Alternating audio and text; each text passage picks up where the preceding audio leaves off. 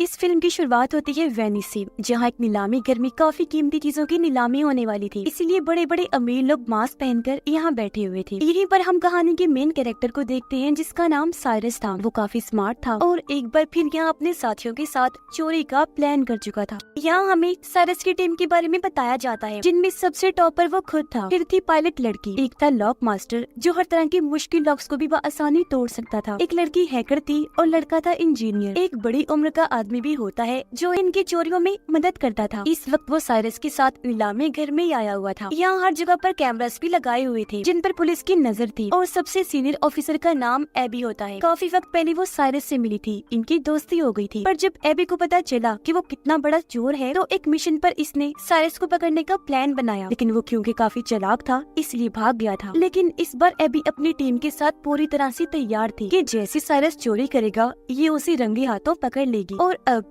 नीलामी शुरू हो जाती है। सबसे पहले एक काफी महंगी पेंटिंग को लाया गया, जिसकी एक के बाद एक बोली लगने लगती है। लेकिन आखिर में वो 2 करोड़ की बिक जाती है। मगर ये चोर साइरस और उसके साथी जो पहले ही स्टार में बैठे हुए थे, ये उस पेंटिंग को कस्टमर तक पहुंचने से पहले ही चोरी कर लेते हैं और उसे ब्लैक मार्केट में उसी दाम 2 करोड़ में बेच भी देते हैं। जिसके बाद बारी आती है सबसे खास किस्म की चीज की, जिसका नाम NFT था। और क्योंकि इसको बनाने वाला क्रिएटर अपनी पहचान बताना नहीं चाहता था, इसीलिए उसने चेहरे पर मास्क लगाया हुआ था। अब इस क्रिएशन NFT में तकरीबन 200 कैमरास लगे हुए थे, जो वीडियो रिकॉर्ड करके बहुत अच्छी वीडियो एडिट करके देते थे। अब इसकी नीलामी शुरू हुई। 1.5 से 2 से 2.5 करोड़ हुई ही थी कि तभी यहाँ हैकर अपना काम करती है। वो एक बटन दबाकर लिफ्ट कहती है। ऐसा होते ही वहाँ की सारी लाइट्स बंद हो गई, धमाके होने लगी तो हर तरफ अफरा तफरी मच जाती है। अब जहाँ अमीर लोग भागने का सोच रहे थे, तो यहाँ साइरस अपना काम करता है। जो 2.5 करोड़ की बोली लगी थी, वो खुद साइरस ने लगाई थी। इसलिए वो अब NFT के क्रिएटर के पास आया, कहता है कि आप मेरे ठिकाने पर ही आ जाओ, NFT भी वहीं लेनी जाएगी और पैसे भी हम वहीं दे देंगे। अब ये सारी चीजें ऊपर बैठी एबी देख रही थी, पर साइरस और उसकी टीम जो यहाँ से भाग रही थी, उनके पीछे पीछे एबी और उसकी टीम पड़ जाती है। वो खास किस्म की कश्ती स्पीड बोर्ड में बैठ जाती है। पुलिस को चकमा देकर समंदर के बीच में आ गई। इन्होंने बैरियर्स खड़े कर दिए, जिससे पुलिस पीछे अटक गई और ये लोग यहाँ से आगे निकल जाते हैं। ये लोग अपने ठिकाने और शिप में पहुँचे, जहाँ ये NFT की लेन देन की बात वो पार्टी करते हैं। एबी जो अभी भी छानबीन कर रही थी, वो नीलामी में आए लोगों की वीडियो बड़े गौर से देख रही थी। उसकी नजर साइरस के साथी हेल्पर पर गई, जो अभी भी वही था। इसलिए ये लोग उस तक पहुंचकर उसे पकड़ लेते हैं। उधर पता चला कि इन चोरों ने जब NFT को चोरी किया, तो ब्लैक मार्केट में उसकी कीमतें बढ़ती गई। 3 से 4, 4 से 5, फिर 8 करोड़ हो गई। और उसे एक्टिवेट चलाने के लिए इन्हें असली मालिक की जरूरत थी, इसलिए ये उस क्रिएटर को भी उठा लाए थे। साइरस उससे बात करता है, कहने लगा कि तुम्हारा NFT मार्केट में जहाँ 2.5-3 करोड़ का बिकना था, वो अब चोरी होने की वजह से ब्लैक मार्केट में 8 करोड़ का बिकेगा। तुम्हें लगता है हमने तुम्हें ऐसे अगवा किया? नहीं, बल्कि ब्लैक मार्केट में बेचकर आधा मुनाफा तुम्हें भी देंगे। इससे तुम्हारा हमारा दोनों का फायदा होगा। तो टेंशन ना लो, जम की पार्टी करो। साइरस की टीम का हेल्पर एबी के सामने बैठा हुआ था और सभी सवालों के उल्टे सीधे जवाब दे रहा था। एबी कहती है कि मैं तुम्हें जेल में डाल दूंगी और सबके सामने तुम्हारी सच्चाई ले आऊंगी। बेहतर होगा कि तुम अपनी टीम के बारे में हमें सब कुछ बता दो। तब हेल्पर कहता है कि मेरी टीम इस वक्त लंदन में है, अगर उन्हें पकड़ना है तो मेरे साथ वहाँ जाना होगा। इसलिए अब एबी अपने साथियों के साथ लंदन की पुलिस डिपार्टमेंट में जाती है। यहाँ उसकी मुलाकात एक और ऑफिसर से हुई, जो उसे बताता है कि मुझे खुफिया तरीके से पता चला है कि सबसे बड़ा माफिया, जिसका नाम लार्स है, उसने हाल ही में मार्केट के शेयर्स के साथ हेरा फेरी की है, जिससे कीमतें ऊपर नीचे होने की वजह से उसे बहुत मुनाफा हुआ है। मगर इस मुनाफे की वजह मार्केट या चीजों की कीमतों की उलट पुलट नहीं, बल्कि डैम का पानी पूरे शहर में फैला दिया, जिससे वहाँ बाढ़ आ गई, घर डूब गए, लोगों की जानें चली गई। तो इस वजह से मार्केट के साथ ये सब हो पाया। और अब लार्स बिल्कुल ऐसा ही एक दूसरे शहर के साथ भी करने वाला है, जिसमें लार्स के साथ साथ एक और काफी बड़ी माफिया भी शामिल है। और ये काम वो दोनों अगले 2 महीने में अंजाम दे देंगे। लार्स उस माफिया को पहले पेमेंट करेगा। वो पैसे नहीं, सोना होगा, वो भी 1-2 किलो नहीं, बल्कि पूरे 10 टन। और अब उनकी इस डील को तोड़ने और पेमेंट रुकवाने के लिए मुझे तुम्हारी जरूरत है। तो ऑफिसर बताता है कि हमें एक ऐसे बंदे की तलाश है जो चोरों की तरह ही सोचकर चोरों को पकड़ सके। जाहिर है इस काम के लिए हमें किसी मास्टरमाइंड चोर की जरूरत है। और वो कौन है तुम अच्छे से जानती हो, साइरस। जिस पर एबी फौरन बोली, नो नो नो सर, जैसा आप सोच रहे हैं वैसा कुछ नहीं हो सकता। आप चाहते हैं मैं साइरस के पास जाकर उसे मदद मांगूं और वो भी हमारी मदद करने को तैयार हो जाएगा? कभी नहीं, नामुमकिन है ये। तब ऑफिसर कहता है कि तुम्हें कैसे भी करके उसे मनाना होगा, ताकि हम लार्स को रोक सके। इस पर अभी मान गई। फौरन पहुंच जाती है साइरस के पास। यहाँ दोनों एक दूसरे को ही दोष देने लगते हैं कि तुमने धोखा दिया, तुमने दिया। पर आखिर में बात खत्म करके साइरस उसकी आने की वजह पूछता है, जिस पर एबी कहती है कि तुम्हें मेरे लिए एक चोरी करनी हो, और उसे वो सारी बातें बता देती है जो एबी को ऑफिसर ने बताई। फिर कहती है कि तुम्हें वो सारा सोना चोरी करना होगा, जिसके बाद साइरस ये सारी बात अपने साथियों को भी बताता है। उसके साथी चौंक तो गई, पर साइरस कहता है कि समझ सकता हूँ कि ये काम मुश्किल है, लेकिन करना बेहद जरूरी है, क्योंकि अगर वो लोग अपने प्लान में कामयाब रहे तो पूरा शहर बाढ़ में बह जाने की वजह से बर्बाद हो जाएगा, मासूम लोग मर जाएंगे। और अब बारी बारी सारे लोग पता लगवाने की कोशिश करने लगते हैं कि आखिर लार्स और वो माफिया ये प्लान अंजाम कैसे देंगे। पता चला कि वो सारा सोना सबसे पहले लार्स के अड्डे से निकलेगा, फिर ट्रक्स के जरिए वहाँ से ले जाया जाएगा, जिसके बाद वो प्लेन के जरिए उसकी मंजिल तक भेजा जाएगा। इसलिए अब यहाँ साइरस और उसकी टीम अपने अपने कामों में लग जाती है कि वो कैसे अपना मिशन अंजाम देंगे। यहाँ सबसे पहले हैकर बताती है कि अगर हम बिल्कुल वैसे ही दिखने वाला प्लेन बना ले तो चोरी करना आसान हो जाएगा। पर सवाल ये था कि वैसा प्लेन आएगा कहाँ से। इस पर साइरस कहता है कि मैं नीलामी घर में एक अमीर लड़के से मिला था जो प्लेन्स के लेन देन का काम करता है। उसके पास एक ऐसा प्लेन है जो थोड़ा बहुत उससे मिलता जुलता है, जिसे हम खुद तब्दील करके वैसा बना सकते हैं। तो हो सकता है वो ही हमें उस प्लेन को दे दे। इसलिए अब ये सारे लोग उस प्लेन डीलर के पास पहुँच जाते, जो इन्हें वही आलीशान प्लेन दिखाता है। ये काफी खूबसूरत भी था, लेकिन इसे उड़ाना मना था क्योंकि इसमें कई सारे एलईडी ग्लास लगे हुए थे, साथ ही बहुत ज्यादा शोर भी था। इसलिए डीलर अपना प्लेन देने से मना कर देता है, लेकिन एबी उसे ये बता देती है कि मैं पुलिस वाली हूँ, इस तरह के प्लेन्स रखना वैसे भी गैर कानूनी है, और अगर तुमने ये हमें ना दिया तो जेल की हवा खाओगे। जिस पर आखिर वो मान ही जाता है। अब प्लेन तो मिल गया था, तो अगला सबसे बड़ा मसला ये था कि रडार पर हेरा फेरी कैसे की जाए, जिसके लिए इन्हें बनाना होगा PSI, जो इस तरह के सिग्नल्स बनाएगा जिससे हालांकि हवा में 2 ही प्लेन्स उड़ रहे होंगे, मगर वो सिग्नल सिर्फ एक ही प्लेन दिखाएगा। लेकिन यहाँ एक छोटा सा मसला था, मतलब जब इन दोनों प्लेन्स को एक दूसरे के ऊपर नीचे करेंगे तो कुछ वक्त के लिए रडार पर ये दोनों ही प्लेन्स नजर आएंगे, जो हेडक्वार्टर में बैठे हुए लोग देख लेंगे। इसलिए इन्हें वहाँ अपने किसी खास आदमी को बिठाना था। जिस पर एबी कहती है कि एयरपोर्ट पर मैं एक ऑफिसर को जानती हूँ जो मेरा दोस्त है, वो हेडक्वार्टर में ही बैठा होता है, तो हमारा काम वो कर देगा। इसलिए ये अब उस ऑफिसर से जा मिले जो व्हील चेयर पर था। इन्होंने अपनी बात रखी, जिसके लिए वो साफ साफ मना कर देता है कि सॉरी, मैं ये काम नहीं करूँगा क्योंकि इसमें चोरी शामिल है। नहीं, बिल्कुल नहीं। पर तभी साइरस कहता है कि मैं इस काम के बदले तुम्हें 10 लाख दूंगा, जिसके लिए वो ऑफिसर मान गया। तो ये सारी टीम अपने अपने काम पर लग जाती है और इस प्लेन को ये लोग बदलने में लग जाते हैं, मतलब कि रंग वगैरह करते हैं ताकि ये दूसरे प्लेन की तरह लगने लगे। जिसके बाद PSI की मशीन बनाई जाती है जो सिग्नल्स में हेरा फेरी करेगी, पर उसका साइज बड़ा लग रहा था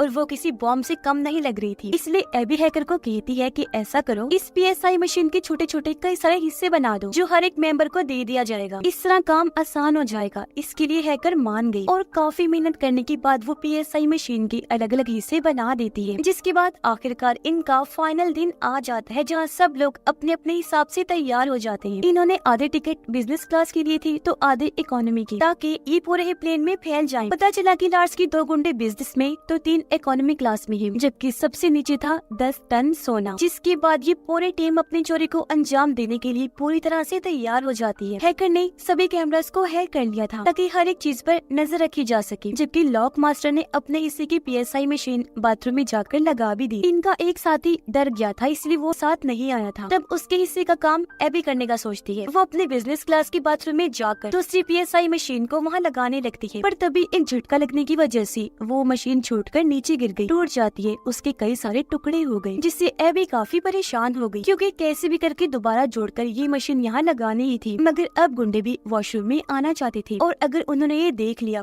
तो इनका प्लान चौपट हो जाएगा। लेकिन यहाँ ठीक वक्त पर साइरस आ गया और अब ये दोनों मिलकर मशीन को जोड़कर वहाँ लगा ही देते हैं, जबकि पायलट अपनी जहानत से अपने वाले प्लेन को उड़ाकर उस बड़े वाले प्लेन के नीचे ले आती है। साथ ही PSI के एक्टिवेट होने का इंतजार करने लगती है ताकि दोनों प्लेन्स की रडार का एक ही सिग्नल जाए। इसीलिए अभी हेडक्वार्टर की रडार में 2 ही प्लेन्स के सिग्नल्स आ रहे थे, जो देखकर एयरपोर्ट ऑफिसर की साथी कहती है कि हमें इस बारे में ऊपर खबर कर देनी चाहिए। जिस पर वो ऑफिसर यानी एबी का साथी जवाब देता है कि ये मामूली सी खराबी होगी, 2-3 मिनट में ठीक हो जाएगी। वो उसे अपनी बातों में उलझाने लगा। जिस बीच PSI के एक्टिवेट होते ही पायलट अपने वाले प्लेन को दूसरे प्लेन से कनेक्ट कर लेती है। ऐसा होते ही सिग्नल मिलने लगे, जिससे अब रडार पर बस एक ही प्लेन नजर आने लगता है। तब ऑफिसर अपने साथी को कहता है, देखो मैंने कहा था ना ये खराबी है, लो अब ठीक भी हो गई। अब उधर लॉक मास्टर नीचे वाले एरिया में पहुंचता है जहाँ सोने वाली तिजोरी पड़ी हुई थी। वो अपनी हाईटेक मशीन को तिजोरी पर लगाकर उसका लॉक तोड़ने की कोशिश करता है, पर इस बीच गुंडों को शक हुआ, इसीलिए वो अपने सोने तक पहुंचने की कोशिश करने लगते हैं। इस बात की खबर जैसी साइरस को हुई, वो उन्हें रोकने में लग जाता है, जिससे उन सब चोरों की लार्ड्स के गुंडों से लड़ाई शुरू हो जाती है। इनकी जबरदस्त हाथापाई होने लगती है। चलते हुए प्लेन में ये लोग लड़ रहे थे। अब झटके लगने की वजह से पायलट को लगता है जैसे प्लेन में कोई गड़बड़ी है, इसलिए वो फौरन हेडक्वार्टर में खबर करता है। तब एबी का साथी ऑफिसरों से कहता है कि मौसम खराब है, इसलिए आपको पास ही के हवाई अड्डे पर प्लेन को उतारना होगा। तब उसकी बात मानकर पायलट प्लेन को उतारने लगता है, पर ये जगह प्लेन को लैंड करने के लिए छोटी थी, जिस वजह से उसे हालांकि काफी मुश्किलात का सामना करना पड़ता है, लेकिन वो जैसे तैसे प्लेन को उस छोटे से हवाई अड्डे पर उतार ही लेता है। इसलिए अब साइरस की पायलट साथी भी प्लेन को वहाँ लैंड करवा लेती है। पर इस बात का लार्स को भी पता चल गया था कि हमारा प्लेन हाईजैक हो गया है। जहाँ उसे लैंड करवाना था वहाँ होने की बजाय कहीं और करवा दिया गया है। इसलिए लार्स अपने साथियों को कहता है कि जिसने भी मेरे सोने को मुझ तक पहुँचने से रोका है उन्हें खत्म कर दो या फिर मेरे पास लेकर आओ। उधर लॉक मास्टर साइरस से माफी मांगता है कि प्लीज मुझे माफ कर दो, मैं टाइम के अंदर अंदर लॉक तोड़कर सोना नहीं चुरा पाया। अब ये सोना गुंडों और इनके हेड माफिया लार्स के हाथ लग जाएगा और ये अपनी खतरनाक डील कर लेंगे। अब इनके पास और कोई रास्ता नहीं था, इसलिए गुंडों के साथ सोने समेत ये लार्स के पास जाने लगते हैं। इन्हें प्लेन के जरिए इनकी पायलट ही ले जा रही। उधर लार्स के पास वो माफिया भी आ जाती है। वो चाहती थी कि डील होते ही जल्द से जल्द शहर में बाढ़ आ जाए, ताकि मार्केट के शेयर्स ऊपर नीचे होने से दोनों को ही फायदा हो। लेकिन उस माफिया को भी पता चल गया था कि जिस प्लेन के जरिए इनका सोना आ रहा था वो हाईजैक हो गया है। पर लार्स उसे समझाता है कि मेरे गुंडों ने सूरत हाल को अपने कंट्रोल में कर लिया है, माल आपको मिल जाएगा, बस डील को कैसे भी करके आज के आज ही फाइनल करना। उधर प्लेन में अभी भी लड़ाई हो रही थी, जिस वजह से पीसीआई के सारे हिस्से बर्बाद हो गए। ऐसा होने से अब हेडक्वार्टर की रडार में दोनों प्लेन्स दिखने लगते हैं। तब प्लेन को ट्रेस करके गवर्नमेंट अपने फाइटर जेट्स को प्लेन के पीछे भेज देती है हमला करने के लिए। लेकिन यहाँ साइरस और पायलट अपना दिमाग लगाते हैं। वो प्लेन को उल्टा करके लिख देते हैं कि इसमें लोग हैं, इसलिए हमला ना किया जाए। इसीलिए फिलहाल वो फाइटर जेट्स उन पर हमला नहीं करते, बल्कि पीछा करने लगते हैं, ताकि जब ये प्लेन लैंड हो तो पुलिस वहाँ जाकर सारी सूरत हाल को हैंडल कर ले। जिसके बाद अब ये प्लेन लैंड होता है लार्स के महल के ग्राउंड में, जो उसके आलीशान से घर को बर्बाद करते हुए आगे बढ़ने लगता है। सिर्फ यही नहीं बल्कि सिक्योरिटी दीवार को तोड़ता हुआ प्लेन अंदर जाने लगा। ऐसा होते ही सारा का सारा सोना भी निकलकर बाहर गिर जाता है। ये देखकर माफिया लार्स को कहती है कि अब तो मैं ये सारा सोना भी ले लूंगी, साथ ही हमारी डील भी कैंसिल। जो कहकर वो यहाँ से जाने लगी, पर लार्स जिसे गुस्सा आ गया था वो उसे शूट करके मार देता है। अब तभी यहाँ वो पुलिस भी आ गई जो इनका पीछा कर रही थी। वो इन्हें चारों तरफ से घेर लेती है। पुलिस जैसे लार्स को पकड़ने लगी, वो कहता है कि ये मेरा अपना घर है और ये चोर यहाँ आए थे उस माफिया औरत के साथ डील करने के लिए। असली गुनाहगार माफिया ये है, इन्होंने ही उस माफिया औरत को मारा है, तो आप इन्हें पकड़ कर ले जाए। पर यहाँ साइरस अपना दिमाग लगाता है। वो प्लेन की एलईडी ग्लास और एनएफटी क्रिएशन की रिकॉर्डिंग से पुलिस को ये दिखा देता है कि असली गुनाहगार लार्स माफिया ही है। इसने ही औरत माफिया से सोने की डील की थी, पूरे शहर को बर्बाद करने की प्लानिंग थी, इसलिए लार्स को पुलिस गिरफ्तार कर लेती है। इस मिशन में एबी और लंदन का ऑफिसर भी शामिल था, जिनका मकसद ही इस डील को रोकना था। तो इसमें कामयाब होने की वजह से वो सारा सोना पुलिस अपने साथ ले जाती है। एबी साइरस की टीम का हिस्सा बन जाती है। यहाँ पता चला कि एबी जब बच्ची थी तो उसे एक पेंटिंग काफी पसंद आ गई थी, जो अब साइरस उसे गिफ्ट करने का सोचता है, ताकि एबी उससे मुतासिर हो जाए और ये लोग फिर से एक हो जाएं। जिसके बाद यहाँ सबसे बड़ी बात सामने आती है। असल में लॉक मास्टर ने सारा सोना वहाँ से निकाल लिया था। वहाँ असली सोने की बजाय नकली सोना रख दिया था और इस तरह करके दिखाया जिससे वो तिजोरी तोड़ने में कामयाब नहीं हुए। यानी कि जो सोना पुलिस के हाथ लगा था वो सिर्फ सोने जैसे दिखने वाली लोहे की ईंटें थी, जबकि असली सोना तो उसी वक्त आसमान से गायब कर दिया गया था और ये लोग उसे अपने ठिकाने पर भिजवा चुके थे। यानी ये चोर एक बार फिर अपने मास्टरमाइंड की वजह से इतनी बड़ी चोरी अंजाम देने में कामयाब रहे थे। ये लोग फिर अपना सोना लेने के लिए जाते हैं। सब इतनी बड़ी कामयाबी पर एक दूसरे की गले लगकर मिलते हैं। इनकी खुशी का कोई ठिकाना नहीं था।